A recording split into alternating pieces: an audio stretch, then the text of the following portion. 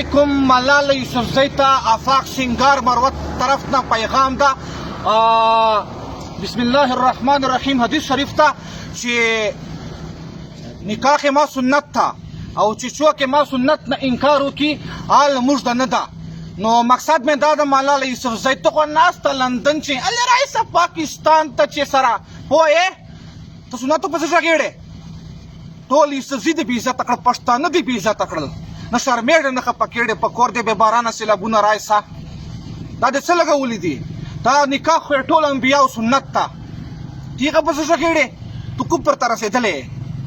بیا چا کسه انګلیش چې پیغام کړی دی، انګلیش چې ما ول میسج سبا تر روان ده بله ورځ روغ په شي به تر خلاصوم. ته پښتانه مه بې عزته کوه، خلکو ذهنونه مه خرابوه، د موږ ینګ جنریشن مه خرابوه، ټوله جینکۍ دې خراب پې کړلې.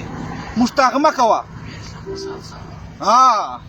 ته پته دي اول نه ته وایم لا مجاهدین زمدي دي، زمري زمدي دي، قسم په خدای داسې به دې کلمونه او پټکي په ترو وایي پوهې بچا دې بیا پته وکړه.